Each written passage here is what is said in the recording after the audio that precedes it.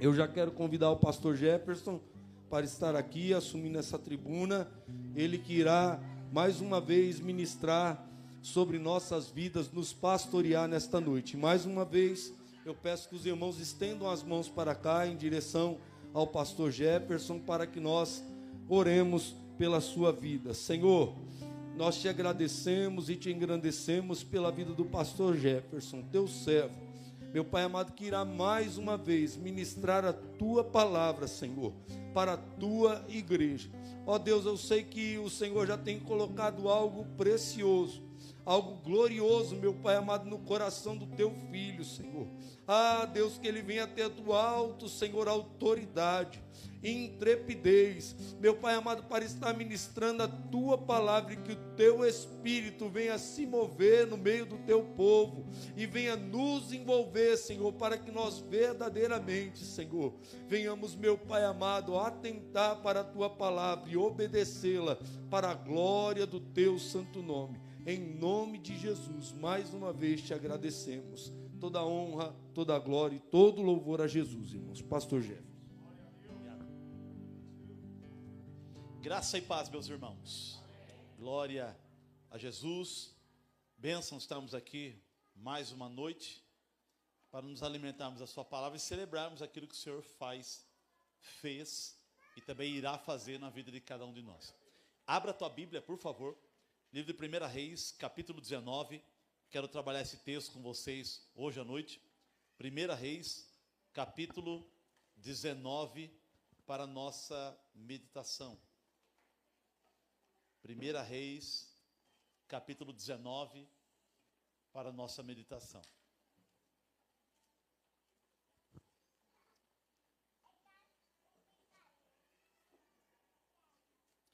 Ou abra a tua Bíblia, ou acesse a tua Bíblia, né? Hoje não dá mais para dar ordem, para falar, desligue o seu celular. Muitos sem celular na Bíblia, né? Só não vai no Zap não, viu? Você ficar o dedinho no Zap lá, né? O anjo vai queimar o dedinho. Tô brincando, não vai queimar não. Se no Instagram, queima a mão.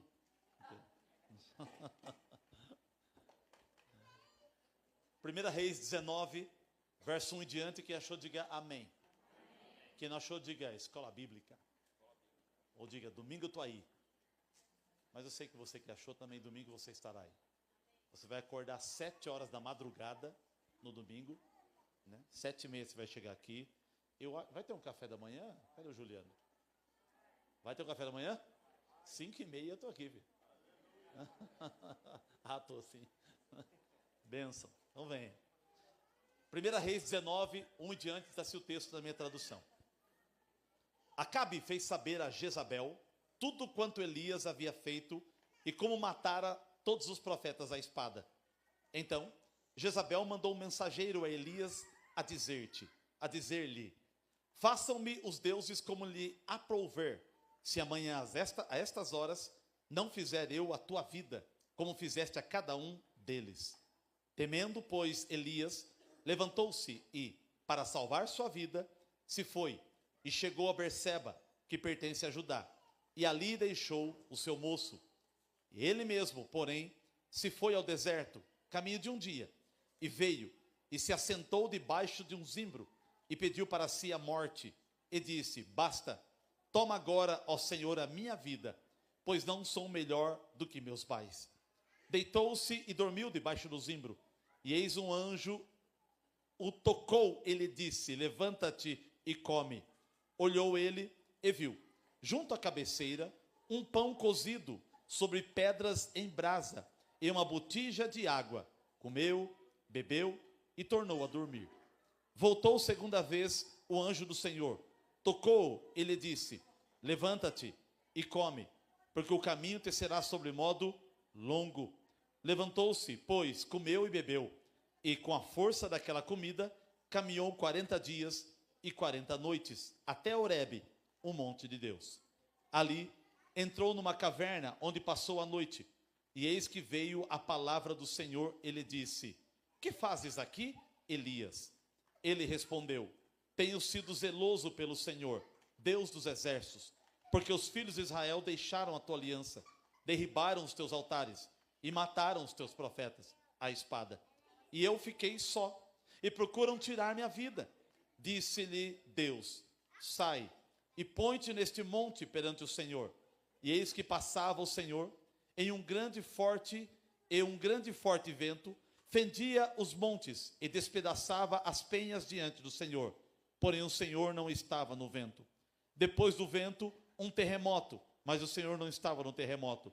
Depois do terremoto, um fogo, mas o Senhor não estava no fogo. E depois do fogo, um cício tranquilo e suave. Ouvindo, Elias envolveu o rosto no seu manto e saindo pôs-se à entrada da caverna. E eis que lhe veio a voz, ele disse: que fazes aqui, Elias? Ele respondeu: tenho sido em extremo zeloso pelo Senhor, Deus dos exércitos, porque os filhos de Israel deixaram a tua aliança, derribaram os teus altares, mataram os teus profetas à espada, e eu fiquei só. E procuram tirar minha vida. Disse-lhe o Senhor: vai, volta ao teu caminho para o deserto de Damasco, e chegando lá, unge a Azael, rei da Síria. A Jeú, filho de Ninsi, ungirá rei sobre Israel. E também Eliseu, filho de Safate, de Abel Meolá, ungirá profeta em teu lugar. Quem escapar à espada de Azael, Jeú matará. Quem escapar à espada de Jeú, Eliseu o matará. Também conservei em Israel 7.000, todos os joelhos que não se dobraram a Baal, e toda a boca que não o beijou. Amém. Uma leitura longa, extensa, só para contextualizar os irmãos daquilo que está acontecendo nesse lugar. E eu vou ter que aumentar esse pano de fundo para você compreender o que está acontecendo dentro desse texto. Elias, ele é apelidado pela teologia de o profeta do fogo. É um homem com um nível de intimidade muito forte diante de Deus. Quem era Elias? De onde ele veio? No capítulo 16 de 1 Reis, um rei assume o reinado de Israel, por nome de Acabe. Diz a Bíblia que Acabe fez o que era mal perante o Senhor. Ele fez mal mais do que todos os reis que vieram antes dele. Os reis de Israel que vieram antes de Acabe fizeram o que era mal perante o Senhor. Acabe fez mal ao quadrado perante o Senhor. E como se não bastasse, ele vai casar-se com uma mulher chamada Jezabel, rainha dos Sidônios. Pastor, como é que era? É um tipo de piriguete da época, né? Casa-se com essa mulher, e quando ele casa-se com essa mulher, ele consolida uma aliança entre Israel e os deuses dos Sidônios, ou seja, ele contamina a nação com a adoração a outros deuses. Deus não divide a sua glória com ninguém. Israel era uma nação totalmente do Senhor, e agora essa aliança que Acabe faz com Jezabel contamina a idolatria, estabelece politicamente, estabelece oficialmente a impetração da idolatria dentro das terras de Israel. Tudo isso para entristecer o coração do Senhor. Tudo isso para machucar o coração de Deus, que havia criado com tanto amor aquela nação para Ele próprio. E o texto vai dizer, vai nos ensinar que Jezabel, ela sustentava profetas. Ela criou catecismos, escolas teológicas idolátricas, para ensinar o povo a adorar não só o Deus verdadeiro, mas também os deuses da Mesopotâmia, os deuses babilônicos, os deuses sidônios de sua época. Então ela contamina, ela desgraça as regiões, as terras de Israel. Mas Israel agora estava doente espiritualmente. Israel agora estava abatido espiritualmente. Mas quando chegamos no capítulo 17, o texto vai dizer assim: então Elias, o tesbita, dos moradores de Gileade, disse a Acabe: tão certo como vive o Senhor, cuja presença eu estou, sobre a minha palavra não haverá chuva sobre Israel. Meu irmão, Deus agora, Ele fecha o céu, e durante 3 anos e meio não há chuva em Israel. Imagina uma nação que sobrevive da agronomia e da pecuária, da agropecuária, tanto da lavoura quanto do cuidado de animais. Sem chuva, A chuva é uma das principais matérias-primas para a produtividade de uma nação agrícola. Deus fecha o céu e por 3 anos e meio não há chuva. Deus está ministrando juízo no meio da nação. Uma coisa interessante que eu aprendo nesse texto, que Elias ele vai dizer assim: olha, segundo a minha palavra, cuja presença eu estou, não vai chover em Israel. O texto não diz que foi Deus que mandou falar dessa forma.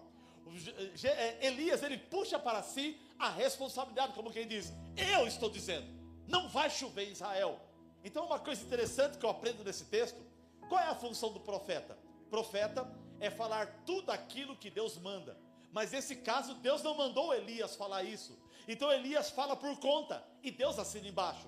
Ele diz: segundo a minha palavra, eu estou dizendo, não vai chover. O céu olha, vê o profético liberado pela boca de Elias e Deus fala: amém, concordo com meu filho, cerra os céus, não vai haver chuva sobre Israel. Então eu aprendo uma coisa importante sobre o profeta. Profeta não é só aquele que fala o que Deus manda. Profeta é aquele que, até falando aquilo que Deus não manda, mas Deus assina embaixo, pela intimidade que tem com Ele. Tem coisas que Deus vai te dar direção para você tomar. Tem coisas que Deus não vai falar nada, que é você que vai decidir, e quando você decidir, Deus vai assinar embaixo. Isso chama-se maturidade. Tem coisas que você não vai orar para Deus, para você fazer. Um exemplo, você recebe o seu salário, e você fala: vou orar para Deus revelar se é ou não para mim fazer compra. Ué, acabou as coisas da sua casa? Vai fazer compra, precisa orar por causa disso. Você pode fazer: Deus abençoa minha compra, abaixa os preços, me dá uma sensação de alegria, né, de pagar 45 conto no café. Deus me ajuda aí, faz a picanha ter preço de abóbora, Senhor, pelo menos uma sensação disso. E aí você pode orar em algumas coisas para Deus dar alguns olés no seu coração e você sentir alegria de pagar caro naquilo que você tem raiva de pagar caro. Então você pode, mais ou menos dessa forma, você pedir a Deus alguma coisa nesse sentido, né? Mas você não precisa orar para todas as coisas. Tem coisas que Deus fala, faça assim. Tem coisas que você tem que usar algo chamado cérebro. Sabe o que é cérebro? Pergunta para o irmão que está do teu lado aí. Você sabe o que é cérebro? É esse negócio que está na tua cabeça aí que pesa 1,2 kg. Alguns aí 1,5 kg, né? Se for mais cabeção, né? Isso serve para pensar, sabia disso? Para você raciocinar, para tomar decisões corretas na vida. Elias agora profetiza algo que Deus não manda, mas Deus assina embaixo, e Deus fecha os céus por 3 anos e meio. Eu não sei se foi em 2016 ou 2015 que nós tivemos uma grande seca aqui, 6 meses sem chuva. Não sei se vocês lembram disso. Até as represas de Nazaré ele abaixou, que até hoje tem marcas de água mais abaixada. 6 meses sem chuva nas regiões nossas. O sofrimento, você não podia lavar calçada. Eu filmava, metia na rede social lá, né, condenando você por estar lavando a calçada, não podia molhar as plantas, não podia lavar o carro. Tudo isso em 6 meses. E nós que temos água encanada. Imagine um país que pratica agropecuária, um país agrícola que depende da chuva. 3 anos e meio sem chover. As pastagens secam. Os bois começam a morrer nos pastos. Os cavalos começam a emagrecer. A lavoura não tem força de gerar o seu fruto, porque não tem água para regar. Toda a situação agrícola cai. O alimento começa a faltar. E nós aprendemos na escola que nós vivemos da lei da oferta e da procura. Está sobrando, o preço abaixa. Está faltando, o preço sobe. Essa é a nossa realidade desde os dias dos antepassados, é assim. Então o preço das coisas fica caríssimo. Toda a economia é bagunçada. Toda a economia é estreitada. Não tinha mais vacas vivas para dar leite. Não tinha mais carne, porque as ovelhas estavam morrendo no pasto. Pais de família começam a emagrecer, crianças começam a chorar. Algo terrível acontece no meio da nação por causa de um homem que falou: não vai chover sobre Israel. Era uma ministração de juízo, é um milagre de ira. E dentro do milagre de ira, agora Deus dá uma direção para esse profeta. Elias, vai para as torrentes de Querite, fica lá, e vou mandar os corvos te alimentarem de manhã e de tarde com pão e carne. E a Bíblia diz que Elias viveu junto às torrentes de Querite por 6 meses aproximadamente. E os corvos levavam pão e carne. Alguns traduzem corvos como urubu mesmo, urubu corax. Mas tem uma outra tradução que corvos também é uma transliteração para os árabes. Você fala: pastor, então diminuiu o milagre. Não sei o que pensa. Um árabe nunca teria coragem de sustentar um judeu. Você vê lá o quebra-pau lá no Oriente Médio, né? De árabes e judeu.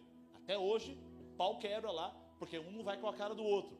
E Deus usou os árabes para sustentar Elias com pão e carne, de manhã e de tarde, na torrente de Querite. 6 meses depois, a torrente seca. Elias sai daquele lugar. E agora ele vai ter com Acabe denunciando o pecado. Agora, e Jezabel, doidinha de vontade de matar Elias, porque confrontava a prática da idolatria que ela havia colocado naquele lugar. E Acabe era um tipo de rei frouxo, que deixava que a sua esposa governasse a nação. Em vez de Acabe ter pulso firme e puxar a nação para adorar a Deus, era Jezabel, a esposa dele, que tinha pulso firme e trazia a nação para adorar Baal. Isso irritou o coração de Deus. Isso irritou o próprio Senhor, e Deus permite essas ministrações de juízo acontecer nesse lugar. Quando entramos no capítulo 18, Elias vai fazer um desafio para 400 profetas de Baal e mais 450 de Astarote. Vamos fazer uma disputa aqui. O Deus que responder com fogo, esse é Deus. E todos topam a ideia. 850 profetas de Baal contra um só do Senhor. E a Bíblia diz que Elias dá a gentileza dos adoradores de Baal começarem primeiro a clamar ao seu Deus. Diz a Bíblia que eles começam a gritar: Baal, responde-nos, Baal, responde-nos, Baal, responde-nos, Baal, responde-nos, né? E eles começam a se cortar, derrama sangue no altar que eles haviam feito, e Elias parado, olhando para eles, começa a zombar. Quem sabe ele está dormindo, grita mais alto, acho que ele está um pouco surdo, acho que ele foi dar uma passeada por aí, ele começa a zombar. Meu irmão, quem tem segurança em quem serve a Deus, não se preocupa com aquilo, com as desgraças da vida que está acontecendo na sociedade. Agora eles desistem de buscar. Baal não responde. O céu está fechado. Agora é a vez de Elias. Elias gasta um período maior para consertar o altar. Ele coloca a lenha, as pedras, ele coloca a oferta, que era o novilho, ele derrama água, e antes disso ele cava regos em volta do altar, para que aquela água ficasse contida em volta do altar. A água era uma coisa muito cara na época. Lembra que eu falei que 3 anos e meio não havia chovido? Imagina o preço da garrafinha de água. E a Bíblia diz que Elias manda trazer aproximadamente uns 120 litros de água. E ele oferta essa água a Deus. A coisa mais cara da época, jogado no altar para o próprio Deus. E agora, numa oração talvez de 10 segundos ou 15 segundos, Senhor, para que esse povo saiba que eu sou teu servo e que tu és o único Deus, derrama fogo do céu. A Bíblia diz que o céu se abriu, fogo desceu, consumiu o holocausto, consumiu a lenha, consumiu a pedra e lambeu a água que estava em volta do rego. Deus pegou tudo para ele. Aquilo fez o povo glorificar o Senhor no Monte Carmelo. E agora Elias dá uma ordem aos soldados: mate os profetas do ribeiro do Quizon. Todos são aprisionados, os 850 profetas levam no ribeiro, e uma carnificina acontece naquele lugar, e o rio Quizon fica banhado de sangue pela morte dos profetas daquele lugar. Eram profetas que eram sustentados com o dinheiro público liberado por Jezabel na época, e agora eles estão mortos pelas mãos de Elias. Essa notícia corre todo Israel, o coração da nação se acende, e agora Elias vai subir ao monte para pedir a Deus que cesse o tempo de seca e comece a chover de novo. E ele leva o seu moço, talvez Geazi, junto com ele. E diz a Bíblia que ele vai lá em cima da montanha. Ele vai dar uma ordem para Geazi. Geazi fica olhando para o mar Mediterrâneo, enquanto eu vou orar aqui. Ele abaixa o seu corpo, coloca a cabeça entre os seus joelhos e ele começa a clamar. E diz a Bíblia que ele orou 7 vezes. E depois que ele ora 7 vezes, na 7ª vez, o moço olhando para o mar Mediterrâneo, ele vê uma pequena nuvem, do tamanho da mão de um homem, diz a Bíblia. E ele fala: meu Senhor, tem uma nuvem no mar Mediterrâneo. Uma nuvem pequena. Eu acho que não tem poder para nada, mas é uma nuvem. E era do tamanho da mão de um homem. Elias acredita no sinal de Deus e dá uma ordem para o moço: sobe e desce a montanha, vai atrás de Acabe e diz para ele correr, porque vai vir muita chuva no meio dessa nação.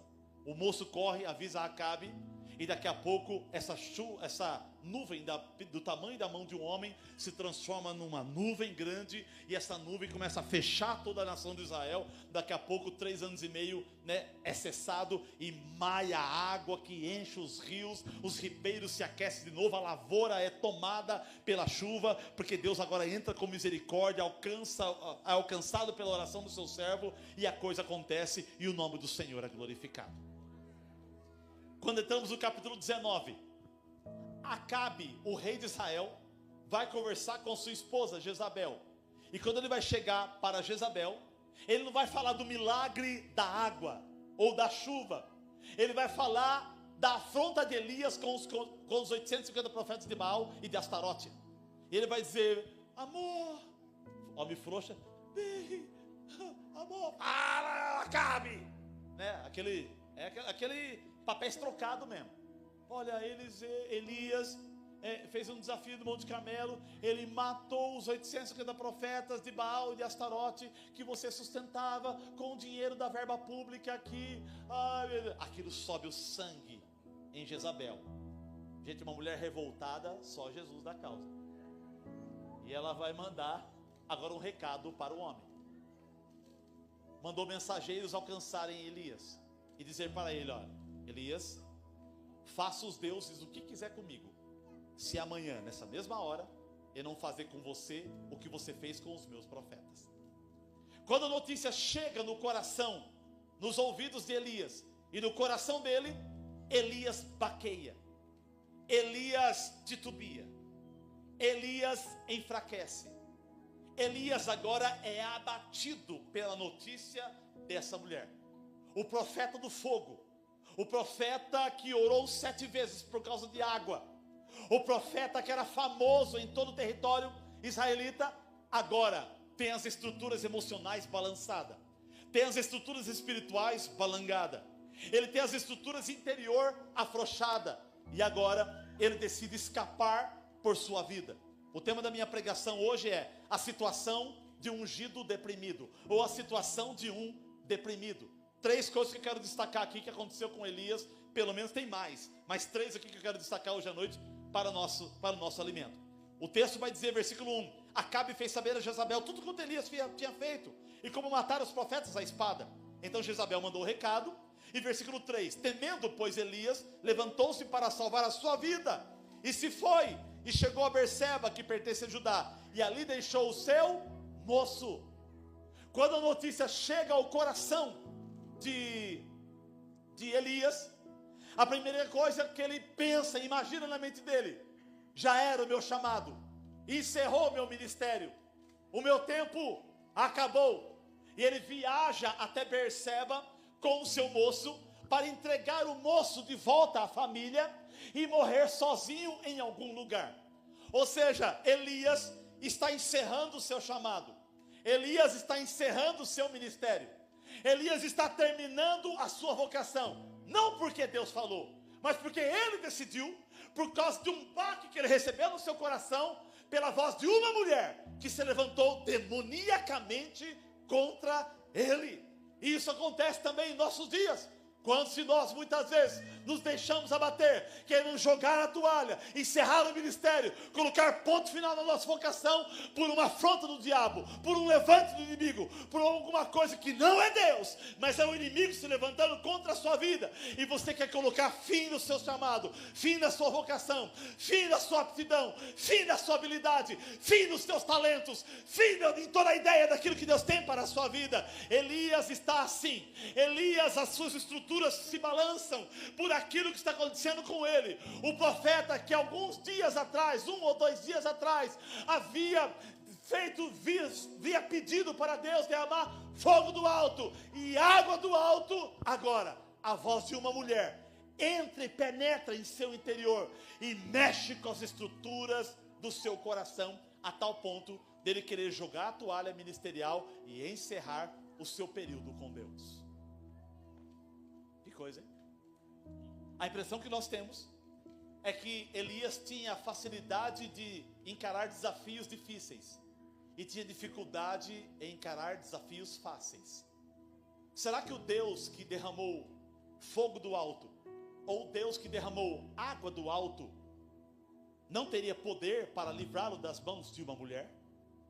Não era uma mulher qualquer, com poder de influência mundial quase, mas uma mulher que queria a cabeça dele a todo custo. O que aconteceu? Por que Elias está assim?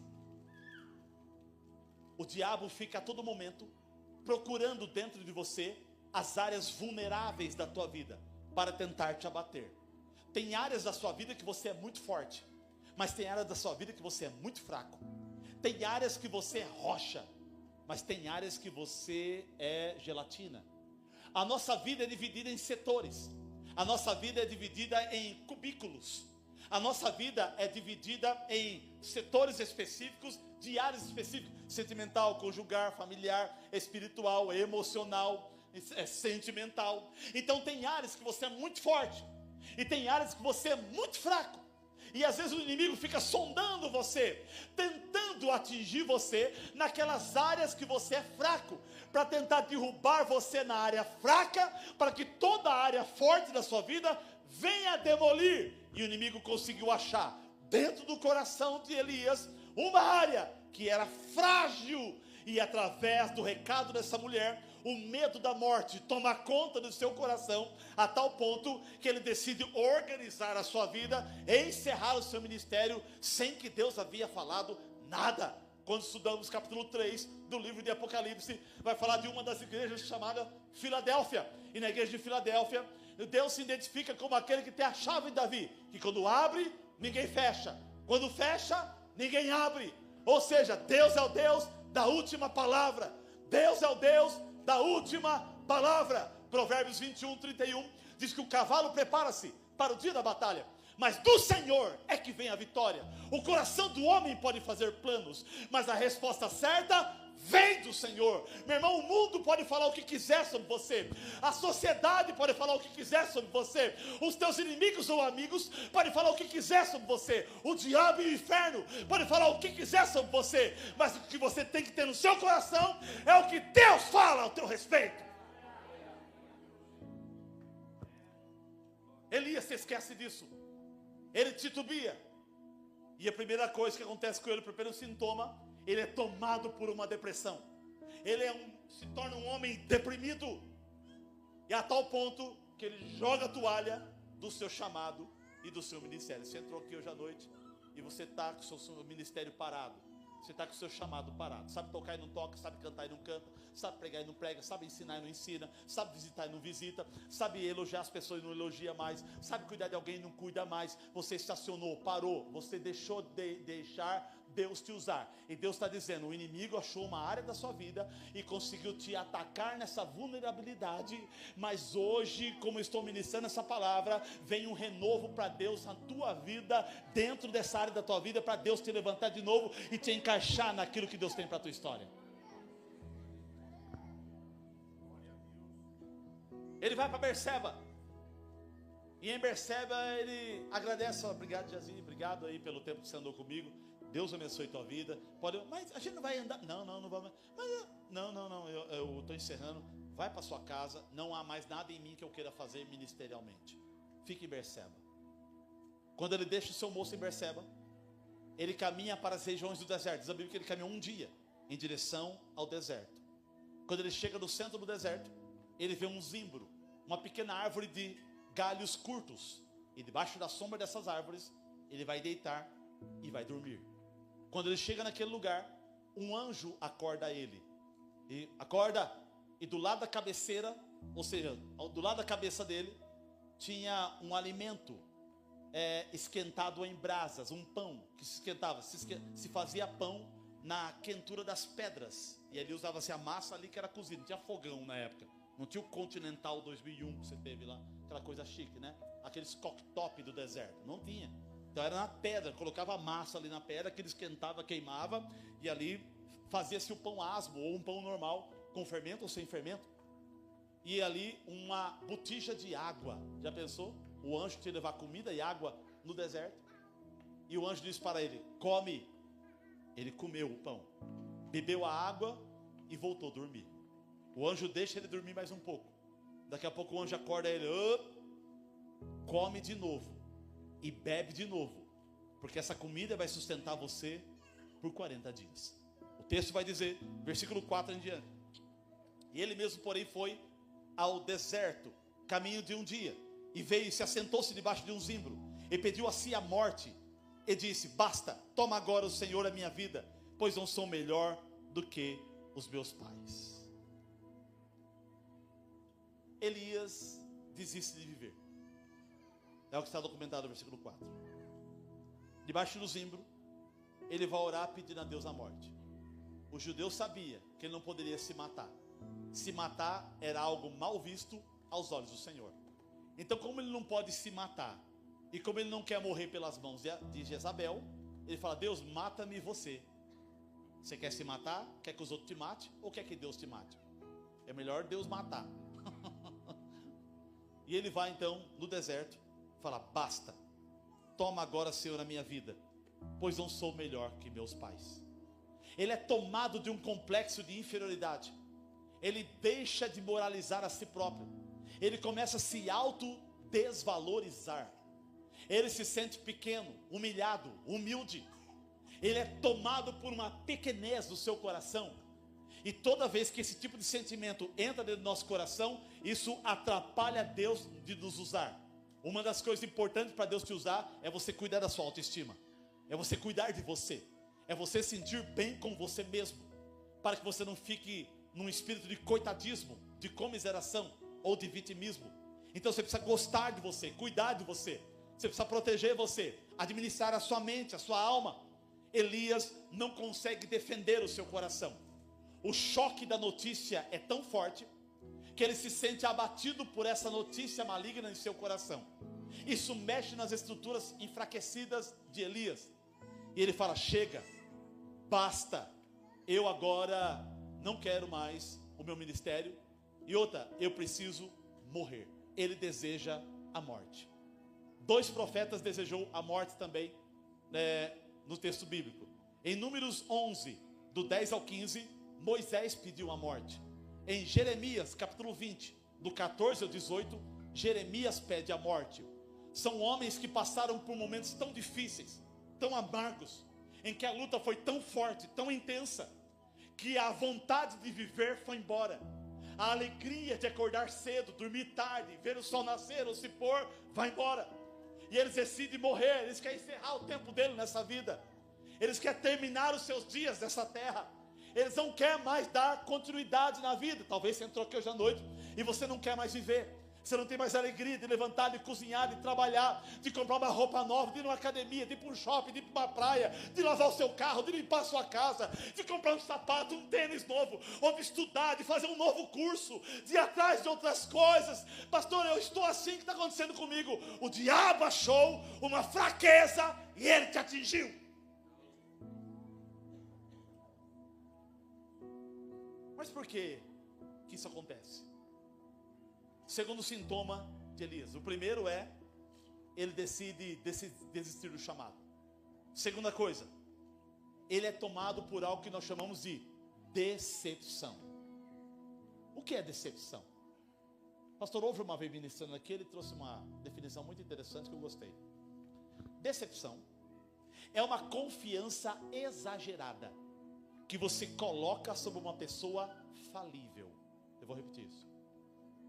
Decepção é uma confiança exagerada que você deposita sobre uma pessoa que pode falhar. Quando você confia muito numa pessoa e você vê nela a perfeição, e quando você vê uma falha dela, pum, decepção. Então Elias é tomado por uma decepção. Por quê? Porque quando ele faz a terra ficar seca por 3 anos e meio, depois ele faz fogo descer do céu, e ele faz a chuva voltar, na mente dele ele pensa: venci Jezabel, Acabe vai se converter, a nação vai se curvar ao Senhor. Então toda a expectativa que ele tinha, ele esperava Jezabel mandar um recado para ele dizendo: Elias, que bonito Deus te usar, olha, eu não creio mais em Baal, eu creio no Deus que você orou e fez fogo cair do céu. Em vez dessa mulher se converter, ela era tão maligna, tão diabólica, tão satânica, tão encapetada, tão endemoniada, que o coração dela endurece um pouco mais, e nem Deus tem acesso no coração dessa mulher. E Elias então é decepcionado por esse sentimento dessa mulher, que não muda, não altera, e a expectativa que ele tinha da conversão de Jezabel, da conversão do rei Acabe, onde toda a nação cai por terra, ou seja, ele se decepciona. Decepção é uma falta de resultado. É quando você não vê o resultado que você espera. Talvez tem coisas que você está fazendo, que você não consegue ver resultado. Mas se o resultado não estiver acontecendo externamente, está acontecendo internamente. Se você não consegue ver os resultados externos do seu esforço, alguma coisa interna está acontecendo na sua vida como resultado e você não está percebendo. O meu início de fé foi na igreja evangélica restaurada, lá no Jardim Panorama, no fundo. 7 anos servindo a Deus naquele lugar, de 99 até 2006. Eu dei 2 anos de escola bíblica naquele lugar, 2 anos, corretamente, todos os domingos, das 9 às 10, dentro daquela igrejinha, e a maioria dos dias não ia ninguém. Eu sentava lá, abria a igreja, ninguém aparecia. O irmão Zé, pastor José, meu pastor, ele confidenciou que eu chegava na casa dele, em vez de eu bater palma para pegar a chave da igreja, eu enfiava a mão dentro do correio, pegava a chave, abria a igreja e esperava alguém chegar. E ele falou para mim, irmão Jefferson, eu coloco a chave no correio porque eu sinto vergonha de levar a chave para você, porque eu tenho visto o seu esforço de vir aqui da escola bíblica e ninguém aparecer para estudar. Eu falei, não se preocupe, irmão Zé, eu venho por mim, não venho por eles. E quando ninguém vinha, eu estudava toda a matéria da escola bíblica. Quando alguém vinha, eu dava aula. Geralmente os filhos da Rita que eu ia lá, 3 filhos dela, às vezes ia os 3, às vezes não ia ninguém. Quando não ia ninguém, eu estudava para mim. Quando eles vistam, eu dava aula para eles. Quando não ia ninguém, e eu pirraçava o diabo. Eu vou ficar das 9 às 10. Enquanto não desse 10 horas, eu não fazia a oração de encerramento da escola bíblica daquele que não tinha ninguém. E algumas vezes meu coração balançava de decepção. Falei, puxa, eu estou aqui me esforçando. Eu moro aqui na cidade, acordava de manhã, ia na casa da minha mãe, pegava a moto do meu irmão emprestado do mar, amarrava a revistinha dentro da sacolinha, junto com a Bíblia, passava ali a cordinha, ia para o Panorama, ficava lá das 9 às 10, e quem morava em volta da igreja não ia. E aquilo me chateava, mas eu guardava comigo, e eu percebi que alguma coisa estava acontecendo, ou seja, quando a decepção queria me tomar, porque eu não via resultados, uma coisa no meu profundo falava assim, o resultado não é externo, o resultado é interno. Deus estava tratando com a igreja, Deus estava tratando comigo. E ali eu fui sustentado por Deus pela sua misericórdia.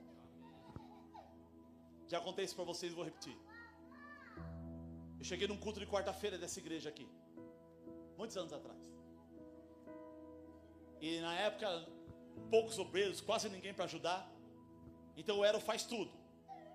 Eu abria a igreja, ligava o som, arrumava as cadeiras, abria o culto, ministrava a oferta, eu mesmo pregava, terminava, dava a bênção apostólica, eu contava as ofertas, levava para casa, fechava a igreja, desligava o som, era eu.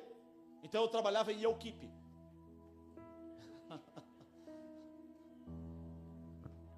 Só que sempre ia 10, 12 pessoas. Às vezes quando eu estava na estrada, eu ligava para minha esposa e falava, manda o Beirão abrir a igreja e abrir o culto.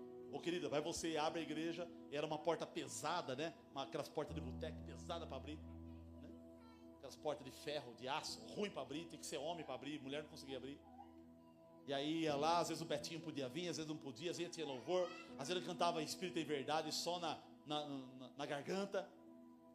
E teve uma vez que foi tão forte a negatividade contra mim, que quarta-feira, abri a igreja, acendi as luzes, liguei o som, e só esperando, falava, hoje o culto vai ser bom. Não foi ninguém aquele dia. Foi uma mulher do Jardim Alvorada, da igreja Batista, acho que Filadélfia, se não me falha a memória. E ela foi visitar a igreja naquele dia. E ela sentou quietinha, eu olhei para ela, olhei para mim, esperando o povo chegar. Vai ter culto, pastor? Vai ter culto, irmã. E não chegou ninguém. E ela ainda falou para mim, falou, pastor, se você quiser, vamos fazer uma oração que a gente encerra, vai embora. Eu falei, não, vamos aqui trabalhar nós dois. Eu peguei a cadeira assim, virei de frente para ela, falei, vamos estudar nós dois aqui. E lembra até hoje, nós trabalhamos João capítulo 4, a mulher samaritana. E no final da ministração, entre eu e ela, nós dois estávamos chorando dentro da igreja, que Deus falou conosco. Orei por aquela mulher, nós encerramos ali, ela foi embora, 9 horas em ponto, 9h10 eu fechei a igreja. Quando eu virei a chave, entrei no carro, o Espírito Santo falou comigo, nunca mais eu deixo você passar por isso. Quando a gente pensa que vai ser decepcionado, porque você não vê os resultados externos, os resultados internos está acontecendo. Tem mais? A última, né, para encerrar. Tem um monte de histórias. Mais uma para você ver como é as coisas. Ano passado ou retrasado, acho que foi retrasado, estávamos num culto aqui e ministramos a oferta. E uma das ovelhas dessa casa escreveu uma carta para mim. E ela veio e ofertou a carta aqui dentro. Eu estou colocando dízimo, oferta, envelope, dinheiro. Ela veio com a carta. E daqui a pouco a tesouraria abriu, achando que era dinheiro. Era uma carta de afronta a mim. Pastor Jeff, você é muito assim, você é muito assado, você é muito assim, você é muito assado. E metendo pau, descendo a lenha em mim. Pá. A Adriana falou, pastor, o que eu faço com isso? Eu falei, Adriana, guarda que isso aí é meu troféu. Eu não procurei saber quem é essa pessoa. Não quero, para não dar oportunidade ao coração de tratá-la diferente ou de deixar de amá-la. E ali eu percebi que foi uma afronta, uma seta tenta tomar conta do meu coração. Você pensa que uma decepção vai te pegar e daqui a pouco você percebe o Espírito Santo falando de novo com você. O resultado não está na forma externa, está dentro de você. E eu percebo Deus usando isso para moldar sentimentos no meu coração. Mais uma? Mais uma.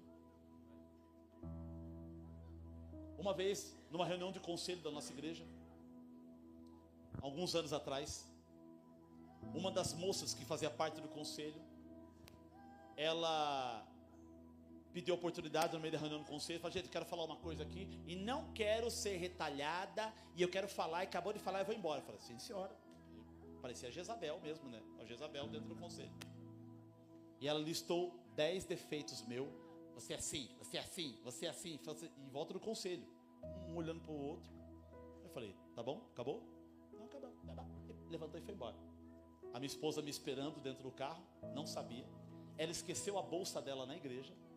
Ela estava grávida. Nós pegamos a bolsa. Eu falei, Luciana, entrega para ela a bolsa. Buzinei na casa dela, ela saiu meio sem graça. A Luciana entregou e eu não tinha contado para minha esposa ainda, senão ela ia pular o muro. Entregou a bolsa. Quando ela entregou a bolsa, entrou no carro, eu falei, agora eu vou contar o que aconteceu lá na reunião. No outro dia, o grupo de conselho foi em casa, pastor, você está bem? Está bem? Eu falei, não, estou bem. Então eu aprendi que quando Deus te levanta, você não pode ser dirigido pelas suas emoções. Você não pode ir muito pelo sentimento. Você precisa ser fiel. Você precisa ser forte, firme. Você não pode deixar as coisas titubear dentro de você. Quantas esposas aqui sentem vontade de largar o marido? Não é porque sente e vai largar. Às vezes só sente. Pastor, você sente vontade de largar a sua esposa? Uma vez só por semana. Mas você não pode obedecer aos sentimentos. Você tem que tocar a vida em nome de uma disciplina. Ah, eu sinto. E aí os mais, eu sinto de Deus. Ah, você sente de Deus. Jeremias diz que o coração do homem é enganoso. Eu usei só esse parêntese aberto para dizer que nós somos todo momento tomados por informações e coisas que tenta construir em nós uma decepção. Elias foi tomado por uma decepção porque ele não viu o resultado que ele esperava. Talvez você está decepcionado porque você não consegue ver os resultados que você espera. E você faz um plano, eu vou trocar de carro no final de ano, vou trocar de carro. Chega no final de ano, você não tem dinheiro e tem que trocar de carro, mas não para o mais novo, às vezes para o mais velho. Não, eu vou terminar minha casinha, daqui a pouco não dá para terminar a sua casa. Às vezes o que você planeja dá errado, fura. E aí? Como é que vai ser a tua fé? Precisa lutar para ficar firme, porque o inimigo vai usar essas situações para tentar desestabilizar você na fé. Decepção foi o segundo tópico que ocorreu com Elias. Ele esperava a conversão de Jezabel. Ele esperava a humilhação de Acabe. Ele esperava a nação ovacionando ele ou ao Senhor. E isso não acontece. E a notícia dessa mulher baqueia ele. E ele se decepciona. Talvez você entrou aqui hoje e você está decepcionado com um monte de coisa. Meu irmão, a culpa é sua de estar decepcionado. Porque você exagerou na confiança que você colocou sobre alguém ou sobre você mesmo. Talvez você está decepcionado com alguém, ou você está decepcionado com você, porque você esperava mais de você e você procrastina as coisas. Ou você esperava mais de alguém e aquele alguém não rende conforme aquilo que você quer. Então diminua a tua expectativa sobre as pessoas e administre. Veja qual é o nível de confiança que elas merecem de você.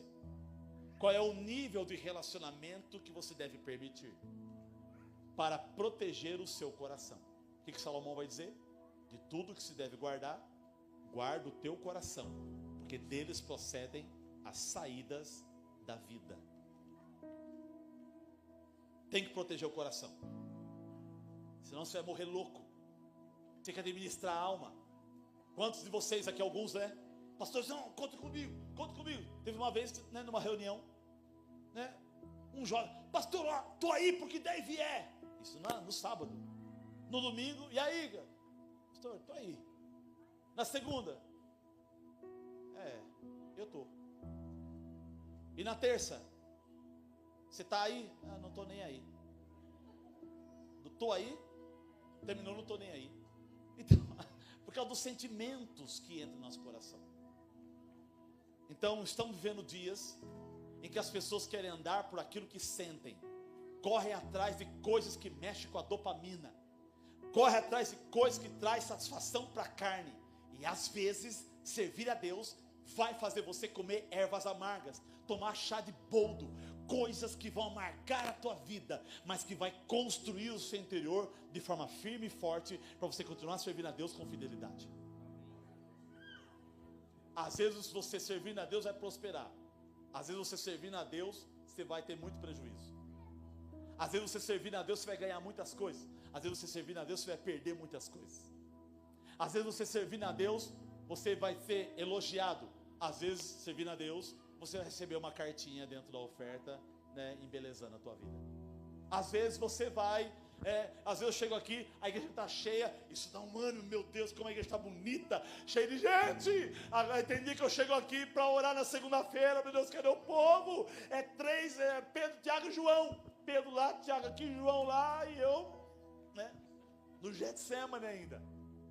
Tristeza até a morte. Varia. Então você precisa ser disciplinado. Tem que estar firme, tem que estar forte. Tem que pirraçar o diabo e a sua carne, para você se manter em Deus. Tem que servir você, não tem outro caminho. Você parar, o inferno está aberto para você. Você tem que lutar pelo céu, tem que lutar pela sua família, pelos seus filhos, tem que lutar pelo seu povo, pelos seus negócios, pela sua casa, por aquilo que Deus confiou sobre sua responsabilidade. Você tem que lutar, você tem que se virar. Digo fraco, eu sou forte. E na fraqueza Deus modela a força dele em você. Terceira coisa que acontece com Jeremias, versículo 10. Ele caminha, ele come aquela comida, caminha 40 dias e vai até o Monte Horebe, o monte de Deus. A caminhada do deserto até o Monte Horebe era mais ou menos de 15 a 20 dias. Ele vai levar 40 dias, o dobro. Por quê? O anjo ainda falou para ele, a tua caminhada é longa. Uma caminhada de 15 a 20 dias demorou 40. Porque quando você vive uma vida decepcionada, e quando você vive uma vida querendo abandonar o chamado, a tua vida fica mais lenta, a tua vida fica mais lerda, você perde a velocidade espiritual, você perde a velocidade do que Deus tem para você, você deixa de ser dinâmico, você deixa de ser explosivo, você deixa de ser intenso, você deixa de captar riquezas de uma construção de velocidade, que faz você chegar na frente de outras pessoas, você perde a velocidade, você vai se atrasando espiritualmente. Ele chega no monte de Deus, em vez dele subir a montanha para falar com Deus, ele entra dentro da caverna. Deus aparece para ele e diz: Elias, o que fazes aqui? Ou seja, o que você quer aqui na caverna? Ele vai abrir a situação para Deus. Versículo 9: ali entrou numa caverna onde passou a noite, e eis que veio a palavra do Senhor e lhe disse: o que fazes aqui, Elias? Ele respondeu: tenho sido zeloso pelo Senhor, Deus dos exércitos, porque os filhos de Israel deixaram a tua aliança, derribaram os seus altares, mataram os teus profetas à espada, e fiquei sozinho, e procuram tirar minha vida. Mataram os profetas, eu capricho, eu oro, eu jejuo, eu dou dízimo, eu dou oferta, eu venho na igreja batista, eu oro pelo pastor Jefferson, eu estou no meio do povo, participo da escola dominical, e eu não vejo os resultados, eu estou sozinho. Daqui a pouco, ele está dentro da caverna, e Deus está lá falando com ele dentro da caverna. Versículo 11, disse-lhe Deus: sai e põe-te neste monte perante o Senhor. E eis que passava o Senhor, e um grande vento fendia os montes, e despedaçava as penhas diante do Senhor, porém o Senhor não estava no vento. Depois do vento veio um terremoto, Deus não estava no terremoto. Depois do Senhor passou um fogo, Deus não estava no fogo. Depois veio uma brisa suave, e Deus estava na brisa. Sai e vai para a porta e aí ele sai do fundo da caverna, ele vai lá na boca da caverna. Daqui a pouco vem, aquele estrondo. Versículo 11 vai dizer assim: um vento, aquele vento forte, um forte vento. Ele procura Deus, um vento forte, porque às vezes a gente acha que Deus, Deus, só queremos ver Deus nas grandes coisas, Você só quer ver Deus nas grandes conferências, você só quer ver Deus nos grandes seminários, você só quer ver Deus nos estrondos da vida, onde tem todo mundo filmando. Você só quer ver Deus nos congressos mundiais, você só quer ver Deus nos barulhos. E ele olha: cadê o Senhor? Deus fala: eu não estou aí. Aí de novo, vem um terremoto. Gente, terremoto é uma coisa terrível. Eu não sei se alguém teve a oportunidade de presenciar um terremoto, eu não. Mas só por vídeo a sensação... De atrás de um terremoto, acho que lá na Indonésia, o cara lá no último andar do prédio lá em cima, ele e a esposa dele, nadando, daqui a pouco o prédio é assim, e a água para lá para cá, joga o cara para baixo, não joga, o cara vai nadando lá e sai. Meu Deus do céu, gente, eu morria só de ver a Torre Balangá. E ele olha no terremoto: cadê o Senhor? E Deus fala: eu não estou no terremoto. Terremoto é uma coisa terrível, e Deus não está. Daqui a pouco vem o fogo, labareda de fogo passando. Deus, eu sou o profeta do fogo, então Deus está no fogo. E ele olha e Deus fala: não estou no fogo. Daqui a pouco vem aquela brisa suave, aquele ventinho gostoso, sabe? Ele coloca, fechando a sua boca para não entrar poeira, e Deus, no meio daquele vento gostoso, começa a falar com ele. Uma pessoa deprimida e com depressão, não adianta muito barulho para ela. Ela precisa de coisas pequenas e suaves para sarar seu coração. Pequenos remédios. E Deus começa a falar com ele. Versículo 13. Ouvindo Elias, envolveu num rosto o seu manto. Saiu e pôs à entrada da caverna. Ele veio a voz e disse: que fazes aqui, Elias? Essa pergunta não é uma pergunta geográfica, mas é uma pergunta de posicionamento. O que você está fazendo nessa posição sua?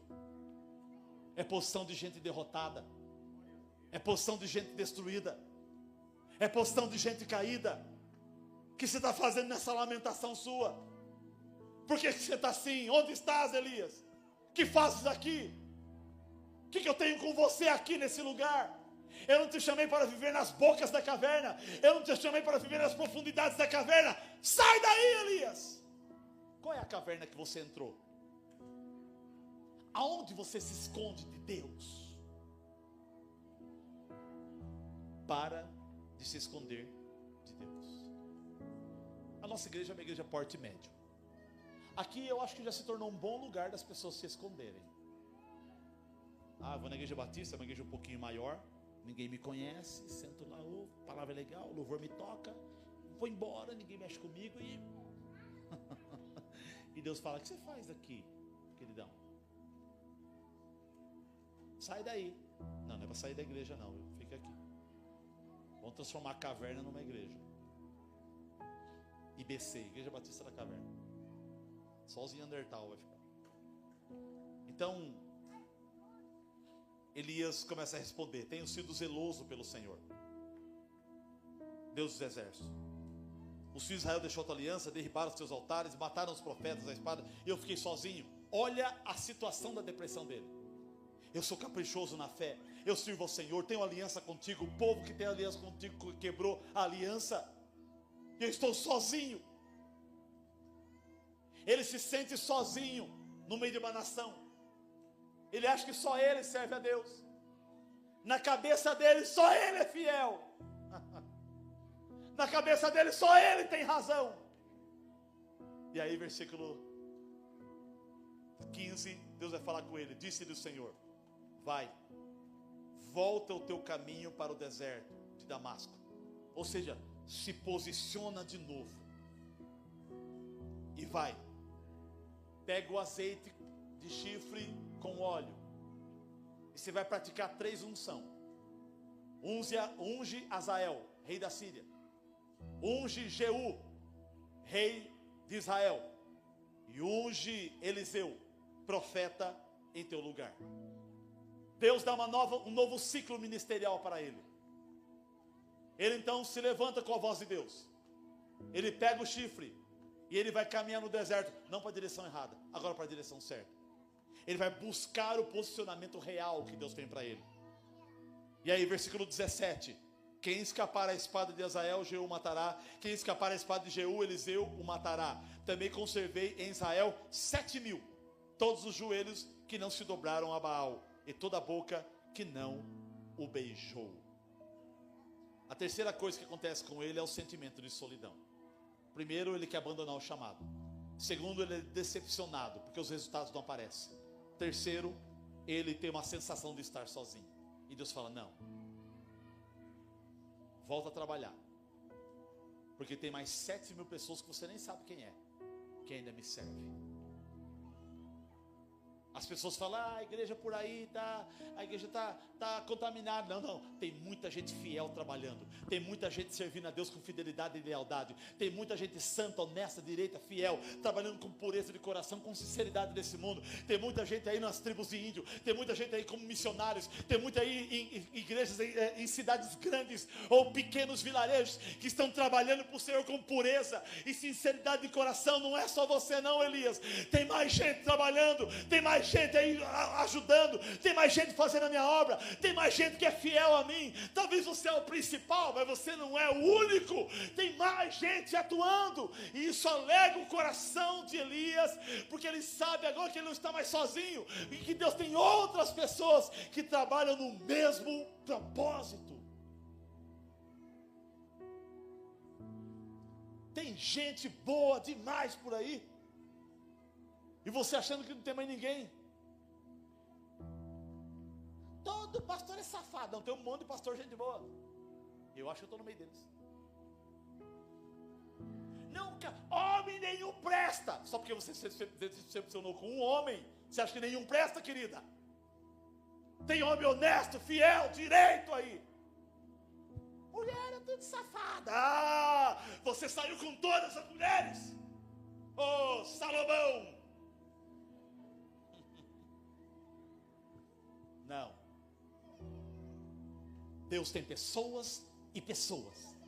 Ele tem pessoas e pessoas. Elias consegue se levantar de novo com a voz de Deus.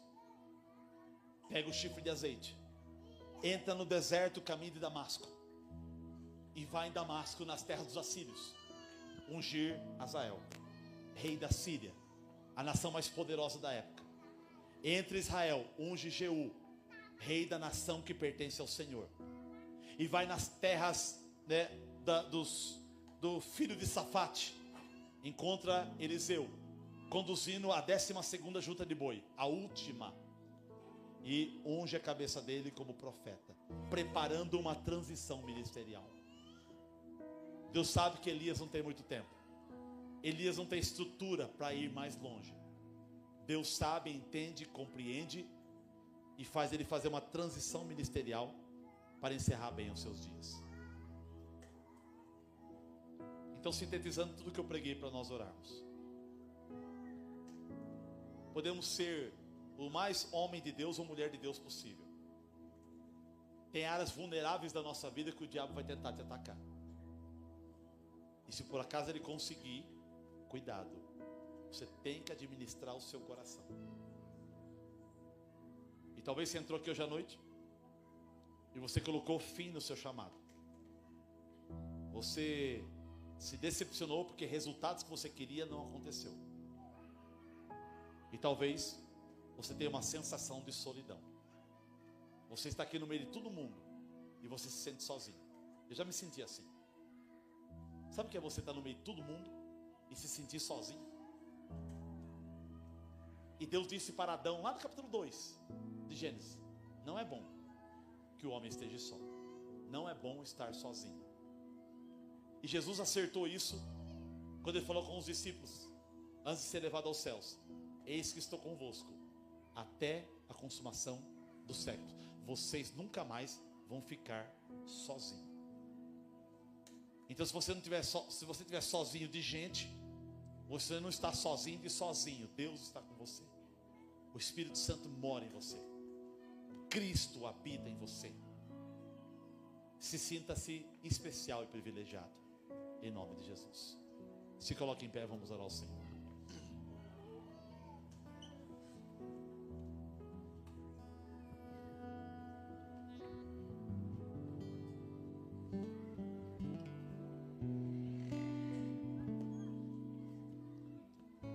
Capítulo 11 de Hebreus vai dizer que Elias era um homem sujeito às mesmas paixões que nós. Você fala, nossa, como Elias era o profeta. E era mesmo. Era um grande profeta de Deus. Mas Elias também tinha suas fraquezas. Eu tenho minhas fraquezas. Você tem as suas fraquezas. Todos nós temos as nossas fraquezas. O que precisamos é pegar as nossas fraquezas e colocar na presença de Deus. Elias pegou sua fraqueza. Elias, por que você está aqui? Ah, Deus, eu vou abrir minhas fraquezas. Eu fui caprichoso na tua obra. Eu esperava que o povo da aliança ia ser mais fiel. Todos estão idolatrando. Eu me sinto sozinho. Ele colocou a sua fraqueza diante de Deus. E Deus falou para ele: eu vou te dar um novo ciclo ministerial agora. Pega azeite. Você vai cumprir uma nova tarefa. Vai para Damasco. Vai ungir Azael, rei da Síria. Entre Israel de novo. Vai ungir Jeú, rei de Israel. E vai nas terras de Safate. E unge Eliseu, profeta. E ele obedece ao Senhor. E o seu ministério se acende de novo. E Jezabel não matou Elias. Elias não se matou. E Deus não matou Elias. Nem Deus matou, nem Jezabel matou, e nem ele se matou. Pastor, o que aconteceu com ele? Uma carruagem de fogo o pegou e começou a subir em sinal de espiral e levou ele ao céu. Há quem diga que hoje 2 homens não passou pela morte: Elias e Enoque. Não conheceram a morte. Não sabe o que é morrer fisicamente. Que bênção, hein?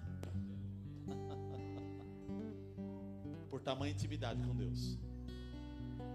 Deus pode te dar experiências poderosas e fantásticas que nem você imagina, para mostrar o quanto Ele cuida de você. E eu queria fazer 2 convites hoje aqui para nós orarmos e encerrarmos o culto. Primeiro,